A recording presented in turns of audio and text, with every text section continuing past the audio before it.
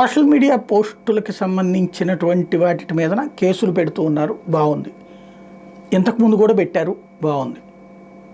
అప్పుడు తెలుగుదేశం హయాంలో వైసీపీ వాళ్ళ మీద పెట్టారు, ఇది వైసీపీ హయాంలో వైసీపీ వాళ్ళ మీద పెట్టారు, ఇప్పుడు టీడీపీ హయాంలోనూ వైసీపీ వాళ్ళ మీద పెడుతున్నారు. ఏంటది? చంద్రబాబు గారిని విమర్శించారు, పవన్ కళ్యాణ్ గారిని విమర్శించారు, దూషించారు, ద్వేషించారు. సరే, ఒక కేసు పెట్టడంలో తప్పు లేదు, దానికి కౌంటర్ వివరణిస్తారు, అయిపోతుంది. ఇక్కడ యువతల వాళ్ళు బూతులు మాట్లాడతారు, దారుణమైనటువంటి వ్యక్తిత్వ హననం చేస్తారు.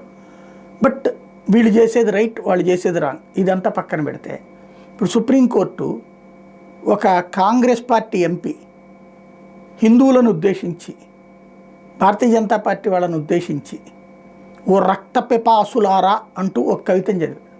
దాని మీద గుజరాత్లో ఒక కేసు నమోదైంది.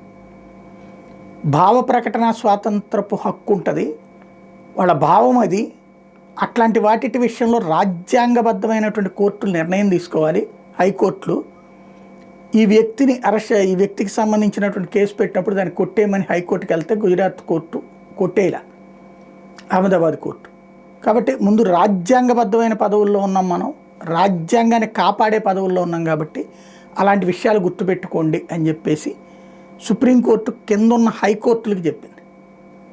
ఆ హైకోర్టులు సుప్రీంకోర్టుల వ్యాఖ్యలే మ్యాజిస్ట్రేట్ కోర్టులకు వెళ్ళాలి. కానీ విమర్శ, దూషణ అన్నటువంటి పాయింట్కి సంబంధించిందే ఇక్కడ ఇదైతే. కానీ విమర్శించినా కూడా అరెస్టులు చేసి పడేస్తున్నటువంటి పరిస్థితి. లేకపోతే కనుక విభేదిస్తే అరెస్ట్ చేస్తున్న పరిస్థితి, నాయకుల్ని ఏమీ అనకూడదన్నటువంటి పరిస్థితి. వీటికి కూడా కేసులు పడుతున్నటువంటి నేపథ్యంలో ఆ కోర్టులేమో రిమాండ్లు ఇచ్చేస్తున్నాయి, రోజుల తరబడి జైళ్లలో పెడుతున్నటువంటి పరిస్థితుల్లో ఏం జరుగుతుంది చూడాలి.